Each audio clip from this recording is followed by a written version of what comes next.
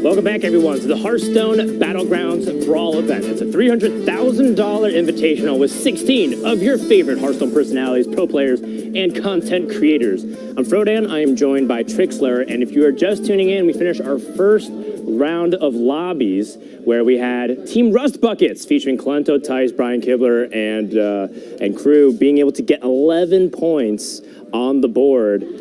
That's a lot to climb back from if you're the other placing teams with like 4 points, 1 points. We're going to talk about how the point standings are going to shape up throughout the day. Sure. But for anybody tuning in and wondering what's going on the Normal Play Hearthstone channel, we're featuring the new game mode, Hearthstone Battlegrounds, which is brand new, only just 2 weeks old. It's incredibly fun, and I'm glad that it translates well over into competition there. I really wanted to see how these players would be able to pull these competitions together and really just play to the wire. Because honestly, you don't see the best games in esports until you have people facing off against each other and you're forced to be amazingly good. And we got to see two amazing players score points for the Rust Buckets. Amaz and Kalento were able to pull off a massive win for their team. 11 points starting out the gate is monumental. Now you can have a couple bad games under your belt, but as long as you play consistent, they could score the most amount of money here for this tournament, which is something that they are definitely striving for. So $300,000 with $20,000 per player guaranteed for first place. However, thanks to all the people that pledged and voted before the event, we asked the internet populace to vote for one of the 4 teams, and if they win, you get packs. And what happened was a lot of the teams got guaranteed prize money for getting a certain amount of wins as well. So everybody at least has $25,000 for their team, which is about $6,000 plus change for all the players. So I should have played in this tournament. A pretty good weekend, I think, for everybody guaranteed to be paid just for being able to show up and have fun and compete in this tournament. But you too can also enjoy it, as Battlegrounds is free to play right now. Go to playhearthstone.com/battlegrounds, find out all that information, as currently it's an open beta and anyone can participate. It's an incredibly fun game. I highly recommend it. If you are literally on the fence about any auto battler out there, this is a game for you to try. If you have any experience with Hearthstone, I had minimal experience with Hearthstone. I came into it and I was hooked within a couple of games. Try it out. Give it a chance. It's one of the greatest games. It's also wonderful. If you're spending a night just trying to check out a movie or something, you can still game and hang out. I've played this game mode a handful amount so far. It's only been 2 weeks, and I feel like I have to focus on it way more than regular Hearthstone. I'm getting there.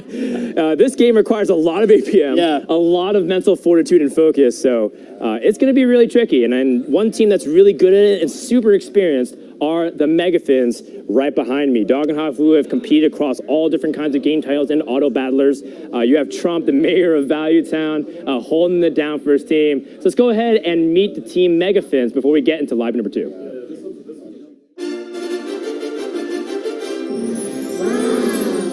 Hey, I'm Trump. Yo, hello there, I'm RDU. I'm Dog. Hi, I'm Hafu. And we are Team Megafins. We've got some great players on our team. We have RDU all the way from, oh crap, is it Romania? It's not Romania, is it? Yeah, it is. It is Romania, okay. Easy. We've got Dog, Master Strategist, and we have Hafu, an arena specialist, but of course right now we're all Battleground specialists. I think we're all pretty try-hard, so it's a really good group of people. I know that everyone wants to win. I think the Doombringers are very dangerous because they have one of the best players in Asia, Surrender. We can still beat them because we are smart and we know how to work together really well. With this being the first tournament in the new Battlegrounds mode, I'm really, really excited to kind of see how high the level of competition gets, because there's a lot of metas that form, so we'll actually get to see what's really good. We had time to discuss some secret strategies that we obviously cannot tell here, and we're going to keep it for the tournament, but we're going to brag it after we win. I think people voted for our team because they recognize what I see in our team. We have some really good auto battlers here, and if you voted for our team, I think we're going to provide more than one pack. I think the Hearthstone Battlegrounds mode, it's so much fun, and honestly, the first time I played, I was so surprised how quickly time flew by. They did a really good job of making each game fun and individual because they have the heroes, right? There's 24 to choose from, and they rotate out, so every game is so different. So we're Team Megafins. We're looking forward to a great tournament and prepare for some mega wins. Team Megafins, anchored and captained by Trump. You heard them say it themselves. Mega wins, but they gotta do some catching up. They're still in a good position in second place, right behind Team Rust Buckets, our final team that we're going to introduce, featuring Kalento, Amaz, Brian Kibler, and Tice. And, you know, a lot of the jokes come out with the two Kalentos, but there's a lot of personality, even just beyond the memes. So as we get ready for lobby number 2, let's go ahead and meet our fourth and final team, the Rust Buckets.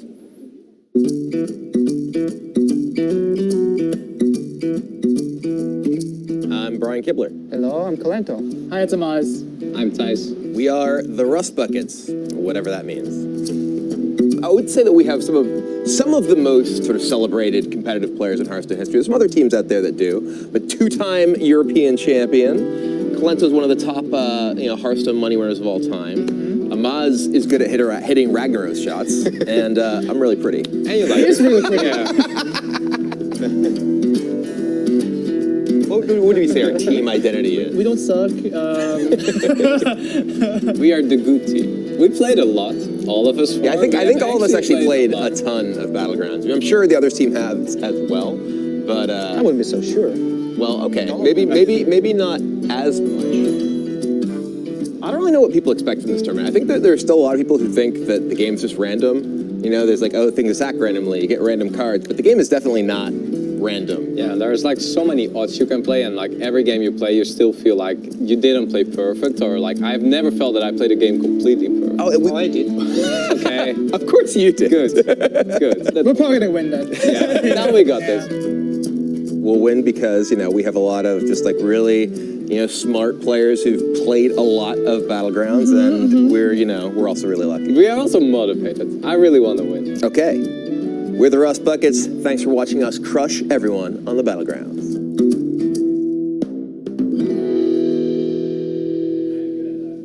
The year is 2019, and 25 years later, after Kibler's first foray into competitive card games, he's still defending games of randomness. I mean, they're fun games, Some right? things never change. Yeah, you got to keep powering through and really pulling off there. So Kibler actually able to score points there in the last match for his team, as well as the two members on the right side there, Kalenta and Amaz, earning a big win as well. So from here, two of them are able to secure a victory moving into this next round. That could be huge for them and continue to allow them to continue leading the pack. Yeah, it's hard to look at teams and look past their online personalities and what they're known for, right? Sure. Amaz and Tice and Kibler, I think a lot of people look at them right now and they think that their peak competitive days are perhaps slightly behind them, right? Like Kibler, longtime Hall of Famer in other card games. You have Tice, a two-time European champion, and Amaz has won tournaments in the past, even organized them, but a lot of them like focus more on their streaming and content creation. However, you have to remember that these players, their mind doesn't get any worse. They're still sharp at games. They still know how to get good.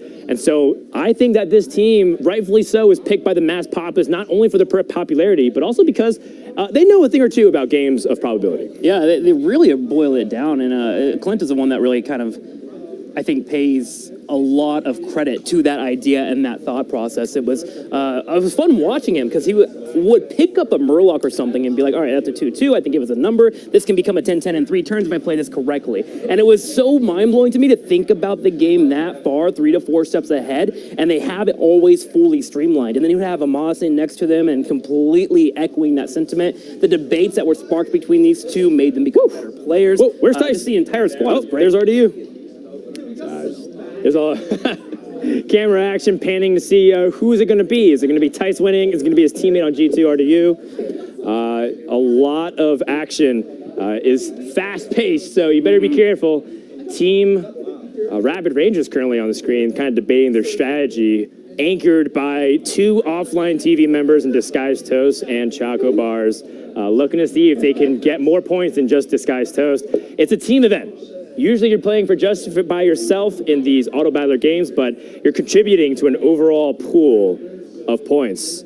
As we take a look at Dog and Hafu and seeing if we're going to follow their action. With this lobby B, we have Soleil, Tice, Brian Kibler, Disguised Toast, Regis Kilbin, Trump, RDU, and Surrender. So let's get ready to brawl. And as we move into it, I'm hoping that we can check out AFK here as we talked about her in the first match, but we can find out what exactly her hero power is. And it looks like Toast is actually picking up AFK. Again, I may slip up and say AFB. I apologize in advance. It's ingrained in my brain. I love this character. Her hero power means for the first 2 rounds, you do nothing. You can get up from your computer, go make a quesadilla, maybe make a hamburger, just make sure it's fast enough. Come back on turn 3 and you get a free tier 3 minion and tier 4 minion. You get a massive power spike at the cost of 1, not playing, and 2, potentially taking damage from your opponents. Yeah, so the start of the game damage is guaranteed. So if you are Regis, well, Regis is a little bit sad to queue into Disguised Toast, but it happens. You want to queue into AFK the first 2 rounds because you get free wins. Sure. But as we look, Disguised Toast is in his 3rd round. He finally can start to shape his strategy. You want to start off generally with the highest tier unit because you can shape your strategy around what you get. But in this case, Disguised Toast has offered 3 choices, which are support cards and not the carry cards. If you think about it in a traditional sense, you want to have a carry and you want to have that support. And Toast is going to buy this Murloc Tidehunter for 3 gold, which is every single cost of a minion in the shop for Bob. Sell one of them based off the summon token. This is what we call a token based off of a card that summons another thing in Hearthstone Battlegrounds. Right. And because everything costs 1 to sell back, or gives you 1 gold to sell back, Toast use that extra gold to level up a tavern tier. This is some intermediate to advanced play here, so watch very closely or even tune in, twitch.tv/disguisedtoast, to find out what he's trying to do and what he's thinking about. Yeah, he really turns around that board. His first 2 turns took damage, went down to 35, but thanks to his plays now, he is starting to really ramp up. From here, AFK can do a lot of things. Either flood the board quickly by throwing on minions and building around that 3 or 4 star that you picked up, or you can start to attack aggressively if you find that perfect opener. In this sense, a perfect opener for Disguised Toast with his Cobalt would have been the Cobalt on the ground as well as the Rover afterwards, which is a 4-tier star. It spawned mechs, it gives you divine shields, and would allow for him to attack aggressively. But he's adapted, and this is what AFK is really good for a player that understands how to run this game. Adaptation and playing with what you have available to you. So we showed really quickly on the screen the Cobalt Guardian and the Metal Tooth Leaper interaction. Every single time a mech is summoned, you gain Divine Shield, and Toast will grab this win. And it's important to do that because I've seen a lot of AFK players, when they start getting their composition, they start getting greedy, they feel like they're too far behind. They start teching a lot. Yeah. They start trying to level up really quickly. Toast recognizing, you know what, I need to stabilize on the board first before I can commit to anything. So with that, we've been talking a lot. You've been hearing us discuss our ideas. Let's go ahead and tune into the players and listen into what they're saying, if anything. Is good enough to be carried. I think I would have hit the button. Just put any other hero. Since we're on 7 gold, triples. that naturally, I think we're going to try and triple at star 4 here. Power at this stage because he knows it's very unlikely to have a lot of Divine Shield. But he also knows he's playing George, but he'll never think George would have invested a hero power this early. So it's tough. Like, does he think it saves him some health? Is it worth 1 gold? I put the weakest minion in the back. More, right? You want them to survive the longest? I think you sound a little too quiet compared to the sound effect. Damage there. Okay, oh my god. I almost conceded accidentally. Wow. That's snipes my 1 health unit. Bad. Okay, actually these are gonna beat me. Yeah, wow. Okay, that was good. Oh, my 10-3! I can't take big hits. Take the tie. But I really cannot afford to take a lot of hits. The tie. Fighting delay. I wonder if you have some bumps now and then. So as you can hear, a lot of the players talking about their thoughts. Disguised Toast pointing out something really important for all the players who are trying to level up their game. In the very beginning, you want to try and line up your heaviest stats on the far left. The reason why is because you attack from left to right. So if you have the biggest minion attack first, you might be able to kill your opponent's minion before they can attack back and choose an optimal trade that can leave you in a bad spot. So in the very beginning, leave your weakest minions on the far right and the strongest on the far left, with the one condition being cards like Spawn of N'Zoth, which is that 2/2 death rattle that gives everything on your board +1/+1. So he wants to activate the death rattle first through this, and and after giving all his minions +1/+1, have them fight afterwards. A very smart sequencing by Disguised Toast. It really bleeds into a really strong point as well for you at home to learn about this as we continue to watch this unfold. There is always a attack pattern. The furthest left minion will always attack first, and it will go all the way down the line on the right. Now, the attacks are RNG. The only thing that really changes that up is the priority of taunt. Taunt will force your minion to attack into that. Also, something to note, a little small caveat for you trying to level up your gameplay overall. If you have more minions than your opponent on the opposing board, you actually are guaranteed an attack first. If you have less minions, you go second. If you are equal, it is an RNG 50% flip. So something to note when you're trying to play the game. Do I want to flood the board and attack first, maybe get that N'Zoth to pop right away? Or do I want to try and just make sure that I'm building into big units and not really caring whether or not my opponent goes first? Attacking first is a big deal. is. In almost any strategy game, period. You talk about some famous board games like Risk and whatnot. Always taking the initiative is a really big deal. So like Tim mentioned, if you know that you're in the early game and you can try to have more minions than your opponent, try to go for it and get that early game advantage based off how you attack. I can only think of one game that I don't want to go first in. Settlers of Catan. I want to be fourth because I want that double move. I want to get all my resources, and I want to flood the board. But I totally agree with you. Sure, man. take fourth every time. Yeah, fourth I'll all go the time. first. So taking a look at Disguised Toast, he has a lot of pairs going on. He has 2 Metal Tooth Leapers. That's fruity. Which give +2 to your mechs, +2 attack, excuse me, and 2 Murloc Tide Hunters.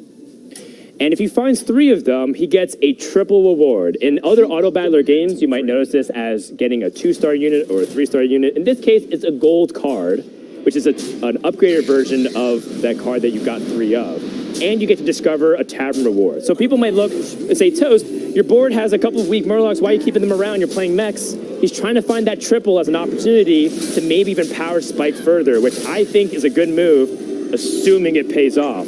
If other people are all buying the Metal Tooth Leapers and all the Murloc Tide Hunters, he's not going to get it though, because remember, it's a shared pool of minions in Battlegrounds and adult battles in general. Ooh, the sequence of events here not working out too well though for Disguised Toast. His opponent is going to be able to get that hyena nice and buffed, able to secure the win.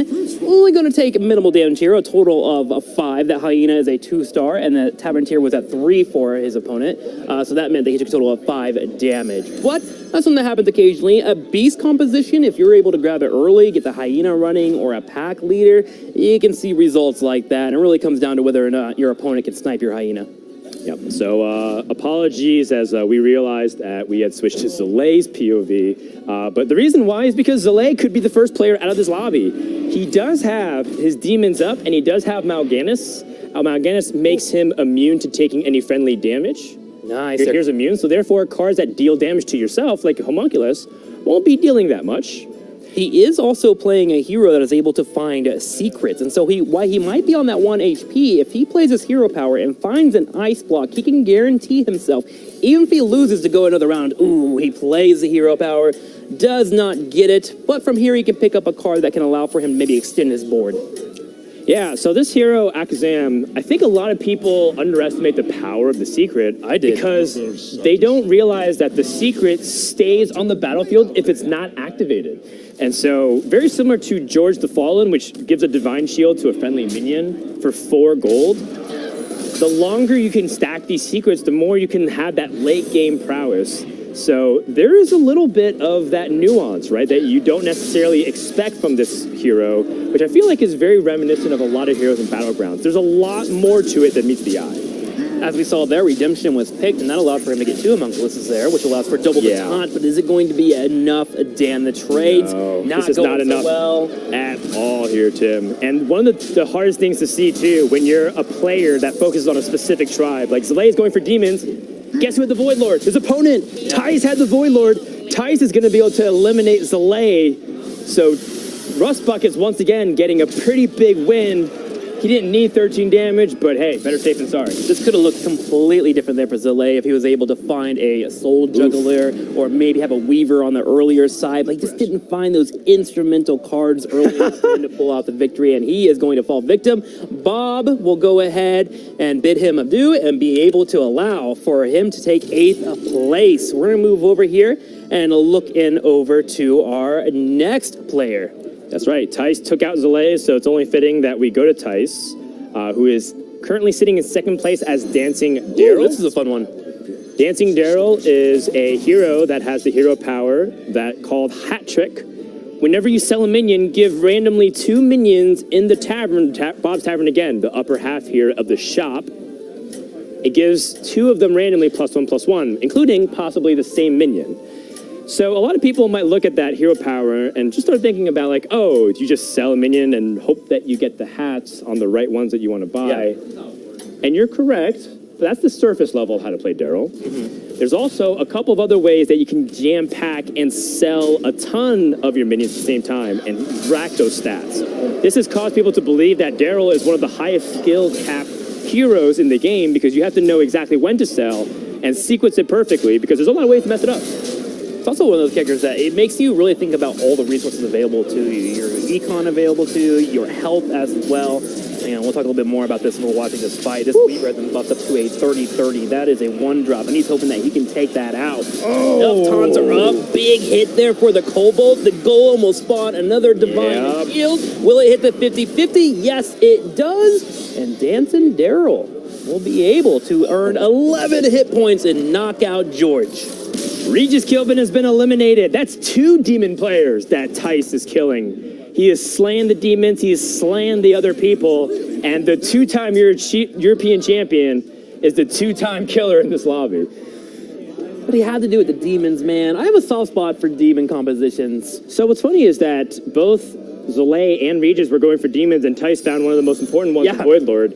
That has to be a point of frustration for the other players that they lose to the guy that's getting Void Lord. And the reason why Void Lord is so important is because its Death Rattle summons 3/1/3 demons, which synergizes really well with other things that are demon related, like a Mal'Ganis, like a Soul Juggler. And so you need that. And there's also another resource, as we want to talk a little about intermediate tactics in Battlegrounds, is that Death Rattles are really important because they absorb a lot of damage. If you play things that summon a bunch of 1/1s or a bunch of 1/3s, they can take like 20 damage attacks. And it gives you extra time. So a lot of people might evaluate Void Lord and it's like, oh, it's just 1/3 taunts. But the idea is that all these big Murlocs and Beasts that attack into the 1/3s wasted damage. Yeah, wasted damage. They can pop Divine as shields. They can also just make sure that you don't equalize with your opponent, so maybe you walk away with a couple of extra damage at the end of it. They're just great pickups, and they don't take up board space, which is the biggest win. Speaking of wins, the pack leader gets picked off. The Rat Packs will be the next couple of focuses here for our mech player at the moment. Now the rest will spawn, but they all currently 1/1s, and we got some taunts available.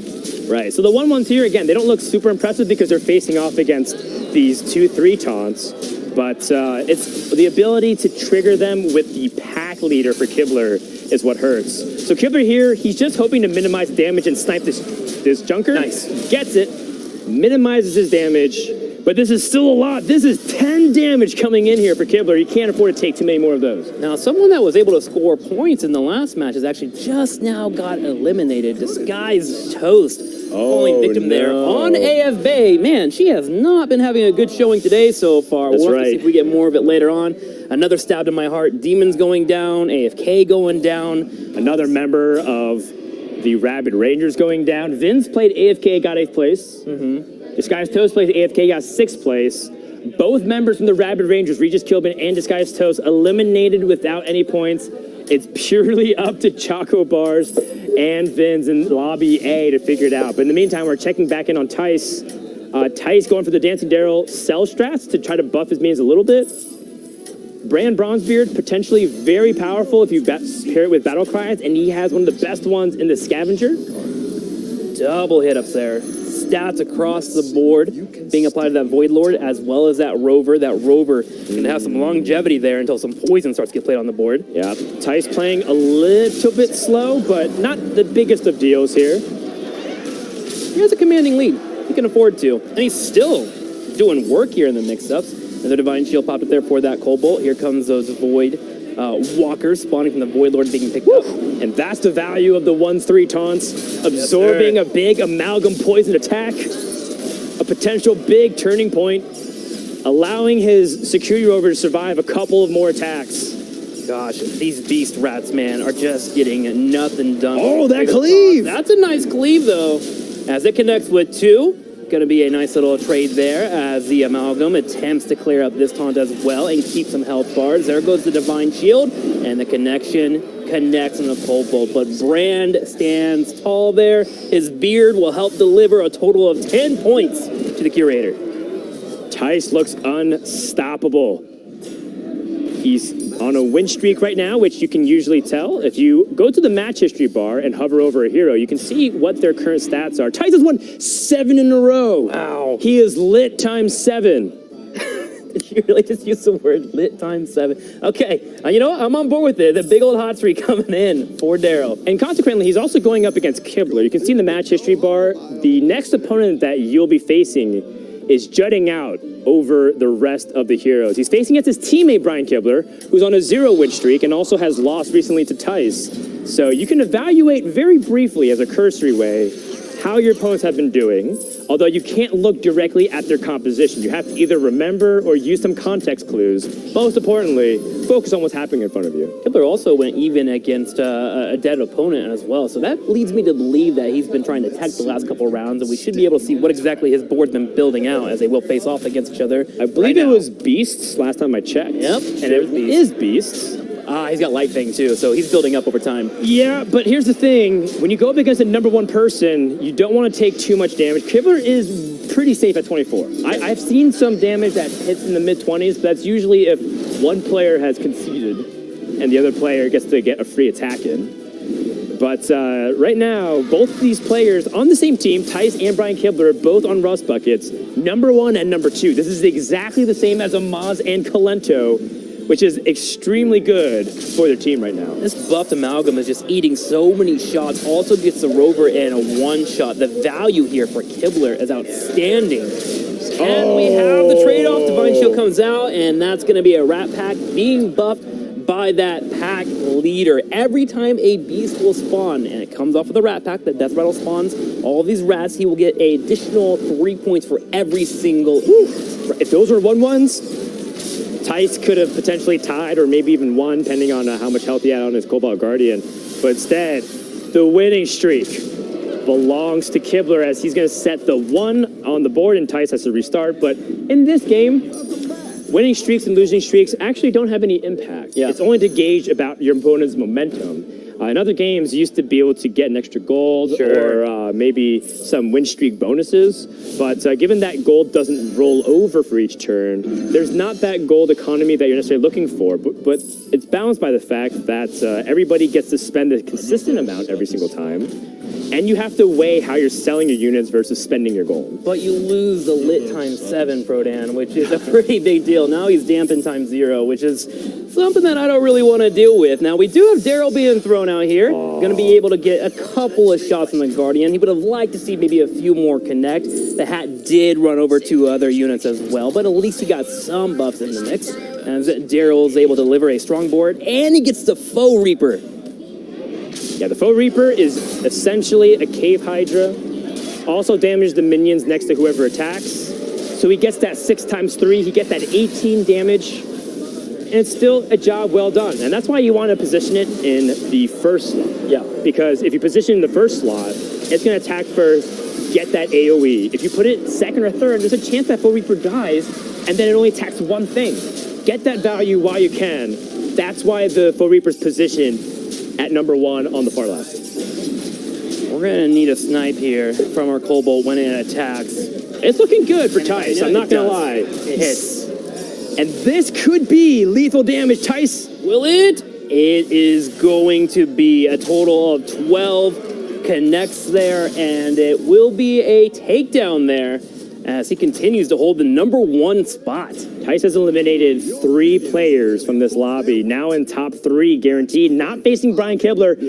Tice could put out the final non-team member in this lobby and guarantee Rust Buckets with another 1-2 finish. There's a reason why this team had the most votes and the most popularity behind them, and I think their faith is being rewarded. Tice is making up for the pack curse from 3-4 years ago when he couldn't deliver on the packs. but it took a couple of years. He's delivering on it right now. Man, I should have voted for the Rust Buckets. You know, I went for the Doombringers. Maybe they can still pull it back, but the Rust Buckets are making a strong opening for this Battleground It's too tournament. obvious. Yeah. It's too obvious. Is it? It's like drafting LeBron Yeah, James yeah. #1 pick. We were like, yeah, they try to go for, a couple of years ago, it was cool to draft some other sleeper people, but now, the Rust Buckets it looks so obvious of a pick. I had to go for an underdog. Yeah. I still believe in teams 2 to 4, but right now, Rust Buckets are running away with this game. Tice looking for upgrades. You see he has 2 Brand's Bronze Beards, 1 in his hand. He has 2 Void Lords, but he doesn't have that 3rd, so he's conserving himself, not trying to sell a bunch of his board in order to get that 3rd piece. Just chill. You're at 20 life. You're most likely going to be okay, and try to close it out in the next couple of rounds here. He is facing off Safarian, though, which is a strong counter to a Divine Shield. It does clear out a few, but luckily on his Cobalt, he's able to get it nice and buffed up. Another cleave comes on in. It does connect. That was a mama cleave by Surrender because it stopped the security rover from summoning another 2/3, and Surrender looks primed to take this battle, depending on how a couple of the trades pan out here. Surrender having a hard time in the last game, but definitely not having an issue here in our second round. A couple of Voidwalkers pop up for some taunts. This attack is huge. It's going to be big. It connects. Kaboom comes in. That's going to be 4 damage. Microbots as well. At this point, you're just trying to mitigate as much damage as possible. Wow. Wowzers. Surrender looked like things were going to swing back against him, but just at the final second, able to get damage on Tice. He needs to get as many points as he can for the Doombringers, because remember, Zalay in this lobby got 8th place. He needs to be the difference maker if he wants to pull Doombringers back into this tournament. Fishing for those 5 points. The level 2 Brand comes out. He'll be able to toss it on the board and see if he finds the level 6 that he would want. What exactly does Brand do when you have him available for the gold? Battle Crush trigger 3 times. Yeah, which means that things like this Zubat gives +3/+3 to 3 different targets. That's +9/9. Well, we'll have to come That's a back lot. to Thieves here. We're going to go ahead and move over to Kibler, who is in a position to potentially be eliminated this round. Building up his board. This is the Beast Pack board that we have seen earlier.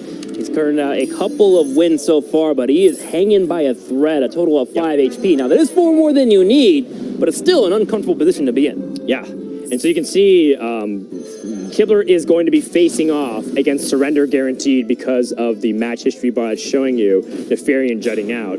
Tice instead is going to be playing against a player that has already died and playing the 4th place player. So Tice will have an easier time because that player will keep that army, and that army doesn't get any stronger. So theoretically, you should be favored, although very candidly, don't tell anybody, Tim, but I've lost to Kale Tazad and that Ghost Dead player more times than I'd like to admit. Can I be candid with you? I've lost a couple of times as well, man, and it feels awful. Look, I'm starting a coping group. Okay, You'd like to please. join us? On Tuesdays, I'm free for at least 3 hours. That's Let's right. talk about I our too- feelings. My name is Frodan. I too have lost to Kale Tazad in Hearthstone We'll play some Taking Battlegrounds. Back Sunday and just enjoy the evening. But let's jump back in here and check out as Kibler will be taking on Surrender. There goes the Divine Shield as they are popped. He is hoping to get some decent trades here on his low minions and dodge a cleave. There is a big cleave there for Nefarian. The Hydra at 15-14, and it will be attacking next. Every single stat point really matters, but look at the way that attack has distributed because Kibler's Light Fang able to attack into a taunt. It freed up the Amalgams to be swept up by that cleave. I wonder if that's going to make the big difference maker for this battle. I don't know. Kibler looks like he's still in a really good spot here, though. He's holding on there. The unfortunate part was those 2 plants where we're taking up a couple of slots. We could have had a couple more rats on the field, but the Hyena is still living and breathing. Can Ed pull it forward here for Kibler? This 6-1. The 6-1 is pretty crucial to not die. Kibler gets the last hit, but it's not enough because of the summon. Surrender gets 3 damage, and that is enough to eliminate Kibler. Surrender trying to be the only hope for the Doombringers to shut out a Rustic Bucket sweep. and it comes down to Tice versus Surrender for first place. Kibler will be awarded a total of 2 points to his team, so nothing to scoff at, that is for sure, but you are correct. We are down to our final two, and we'll see who can pull out the win. In terms of boards, we're moving over here to Surrender. Surrender, an incredible player. Had a bit of a poor showing in game number 1, but he is making up for it in spades here in game number 2. Looking over to his market, nothing major here that he needs to pick up, but there are some taunts that he would love to buff. You're getting to a point here where this is going to be your final fight. So the question is, can I get more numbers out on the board than what my light thing is currently giving to my board, which can be a total of 8/8 if you have the correct composition. And so far, with him having this minion getting picked up, the Strong Shield Scavenger, it gives all taunts 2/2. He can guarantee he at least gets those stats because he has 4 taunts available. Yeah. It's all about balance, right? If Surrender feels like the battle is going to go on longer, he's going to want to keep that life thing around. But seems like he's going to favor holding on to it and get the double buff. And that's fine. What's really interesting to me, too, is that Surrender playing this Baron Rivendare, which I actually wasn't expecting. Death Rattle Trigger twice. And a lot of times people give up on Death Battles because they feel like it doesn't have high enough impact. But Surrender potentially showing us a way to win the game with a Death Rattle build. And that's something that I wasn't expecting here. If he can protect that Baron, Another Baron Rivendare. Okay, he gets double Barons, which means they will be spawning at double the minions on the field here. You're looking over onto that Wolf, which unfortunately has not gotten picked off. Finally it does, and that's going to be a big, juicy, infested Wolf there, 11-11, which will spawn a couple of minions afterwards as well to help clean up. Could this have been the big brain play that we were unexpecting? This is so cool. I have not seen a Death Rattle package work at a high level with double Kaboom bots, right? Yeah. And what's the reason why the second Baron Rivendare is important is that the first one might have died during the trade. Baron Rivendare doesn't get to double the double, but you do get to have that insurance. And with this, Surrender's going to mass up a lot of damage. Is it enough? 18 damage closes out the game. Surrender upsets the clean sweep from Rust Buckets, nails the first place of the lobby, and puts Doombringers back into this tournament. Good. I'm feeling good about that vote. The Doombreakers, the team able to pull it forward and earn a victory. Surrender with the big win. He does got to feel good for himself, man. Getting knocked out early in the first round had to hurt a little bit. Coming back and getting a so much first place. reputation. Yeah, exactly. Like, we're all touting this player because we know he's incredible, and he's able to show why. With a really unique build that I'm gonna start forcing that comp and see how much I can push that to the limit, right? Death Rattles. I wasn't expecting that today. Everyone's talking about mechs, which you saw with the Magnetic, the Cobalt Guardian, the Junk Bot. People are seeing beasts with the Scavenge Hyena, the Pack Leader, sometimes the Mama Bear. But we've seen the Death Rattle package prevail. Now, I do want to point out something else too, Tim. Point it out. I kept talking about the clean sweep of Rust Buckets, and there's a reason why. Because Amaz and Kalento, last time I checked, were also top 3 guaranteed in their lobby. So with that, let's go ahead and check in on all of the results of the lobby as they are finishing. So starting off with Lobby B, which we were just in, Surrender representing T1 and the Doombringers, getting that 5 points.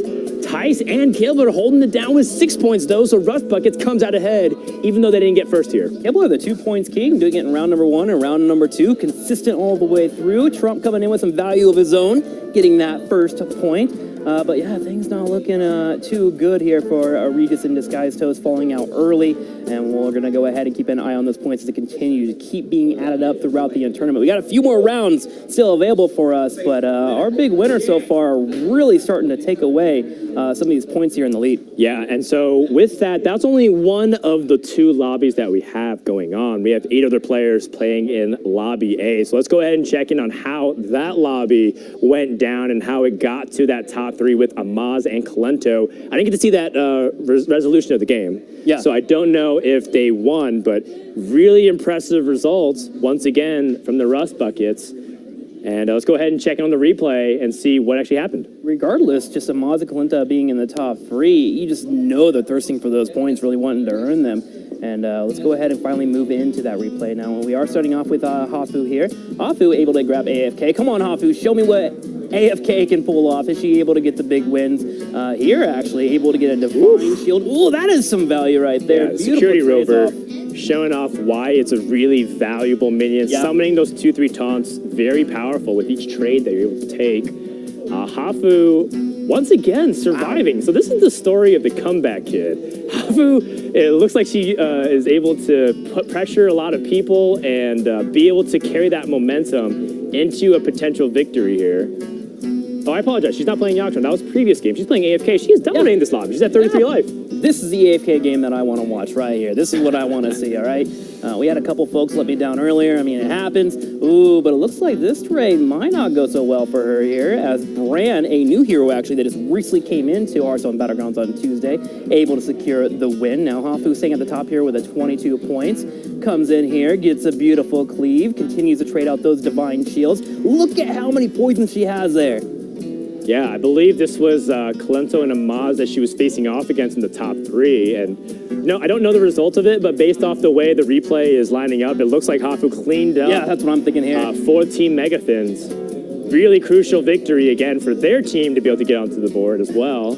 But right now, based off the way it's panning out, Rust Buckets is in first place very convincingly. Everyone's playing for second place. Yeah.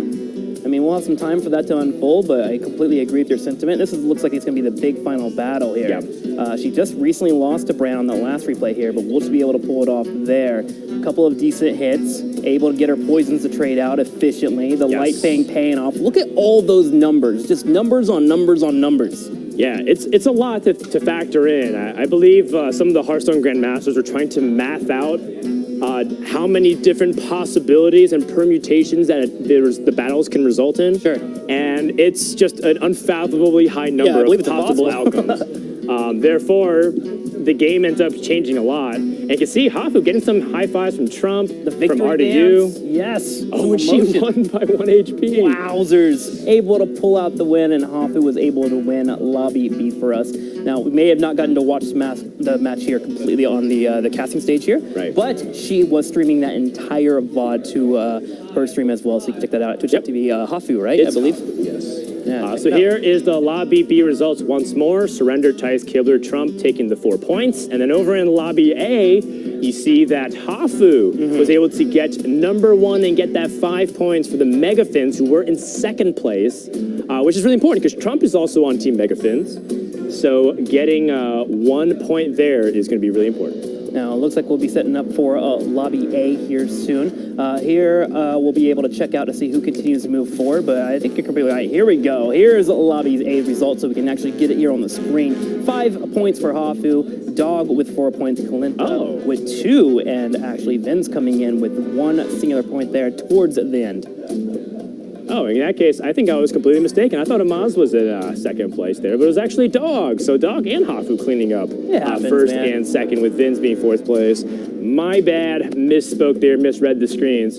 However, with the chaos of 8 players, you never know who's going to end in first place. And with Dog and Hafu getting 1st and 2nd respectively, that swings things completely. The narrative has completely shifted. I thought Rust Buckets were cleaning up. Megathins bringing up the rear, just 1 point behind them. Incredibly close. And the best part, too, is even the Doombringers and the Rapid Rangers that might be down there in #3 and #4 with 6 points and 5 points. Give us a couple more games. They get a 1st and 2nd place. They can be contesting here with the top dogs as well. But for right now, if you're a Rust Buckets fan or a Megathins fan, you are sitting pretty excited for this tournament. Got it. So with that, the 1st and 2nd place, really tightly contested. We're going to see if Doombringers and the Rabbit Rangers can bring it back. We're just getting started here in the Hearthstone Battlegrounds Brawl event. We're going to take a break. And when we come back, we're going to have Lobby #3 underway.